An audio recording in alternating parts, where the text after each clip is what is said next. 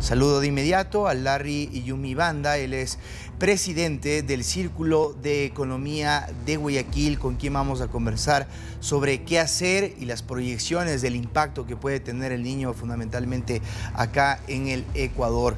Bienvenido, gracias por estar con nosotros, Larry. Buenas noches, te saluda César García. Hola César, buenas noches a la audiencia. Bien.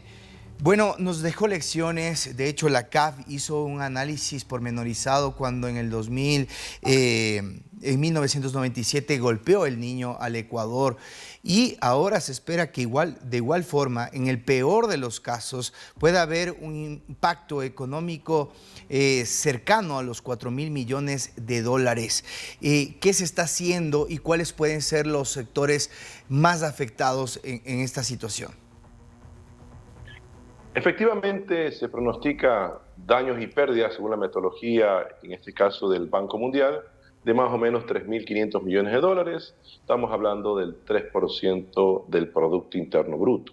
Eso va a estar compartido entre lo que es el final del año, en este caso 2023, y también lo que corresponde al año, los primeros meses del año 2024. Eso un poco complica el escenario para este año, que según las proyecciones de la CEPAL estaba en el 2%.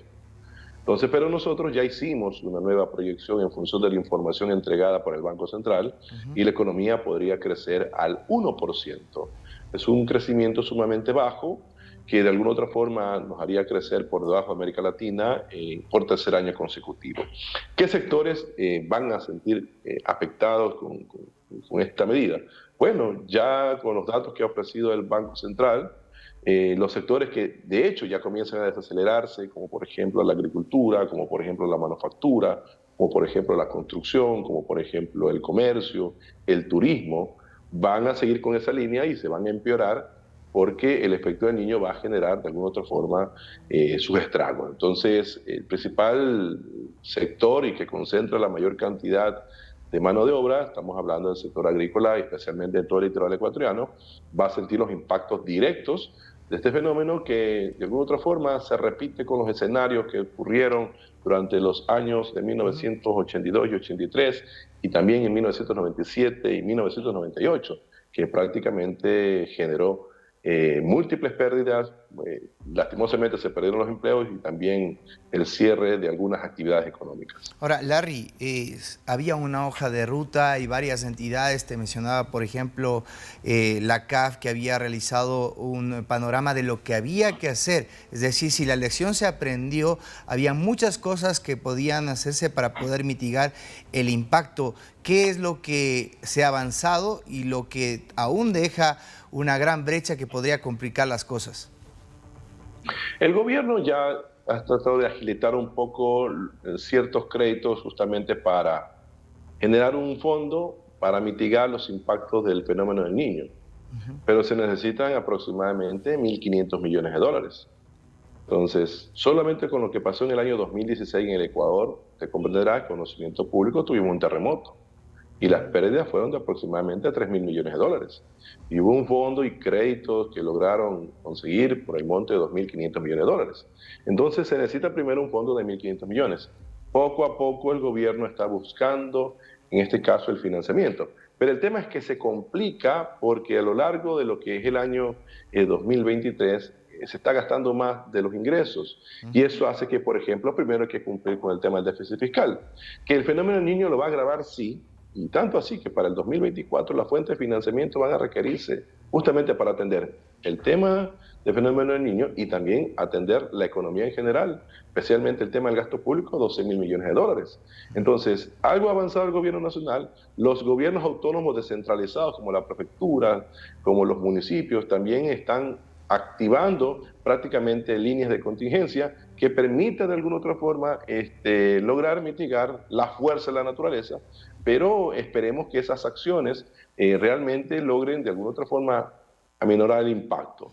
Antes, Entonces, Antes de entrar al escenario regional, el Ecuador puede enfrentarse ante una tormenta perfecta con varios aspectos. Por un lado, la parte política, estamos a la espera de saber cuál va a ser el gobierno que culmine este periodo. Por otra parte, también hay una ley, una votación al respecto de que el petróleo se quede en el Yasuní, que podría implicar un impacto de cerca de $1.000 millones. Y también Ecuador justamente había sido los países que más le había tomado el salir y recuperarse del tema de la recesión post-COVID.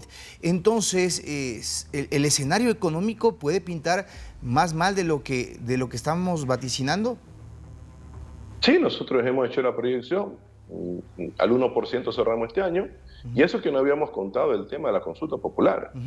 Pero en caso de que, por ejemplo, gane el pronunciamiento de que se mantengan, en este caso, las reservas de petróleo bajo tierra, yo creo que el tema de la recesión económica está latente para el 2024.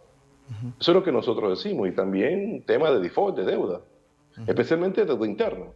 Entonces, le acabo de mencionar, son $12.000 millones que se necesitan como fuente de financiamiento para el 2024. Wow.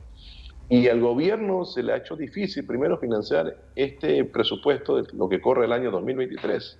Entonces, de los 5.000 que estaba como fuente de financiamiento para cubrir el déficit fiscal, se ha conseguido apenas el 40%, el 60% recién el ministro está haciendo las gestiones, pero me imagino que de ahí va a tener una parte para atender el tema de la emergencia, pero nos ha costado tanto así que nosotros hemos dicho y hemos sido muy claros, o sea, el acercamiento con el Fondo Monetario Internacional es inminente.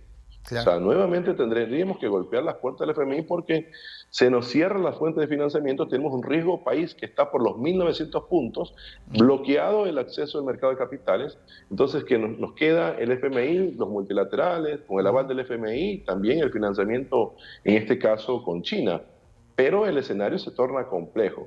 Algo han hecho el gobierno, también los gobiernos autónomos descentralizados, con tratar de generar ciertas condiciones para lograr mitigar el impacto. Ahora, Pero Larry, sin dinero es complicado, es un escenario muy complicado para el país. cierro preguntándote, ¿nos podría beneficiar, sería propicio, adecuado técnicamente esta propuesta del Perú de hacer un frente común, Ecuador, Chile y los países que sean afectados por este fenómeno? Yo creo que la coordinación entre países es crucial. Yo creo que a todos nos va a golpear, algunos con mayor intensidad, otros con menor intensidad. Pero ante ese escenario, más que todo de la coordinación de esfuerzos, ojalá esta coordinación vaya más allá con el tema de conseguir el financiamiento, que eso es lo más difícil.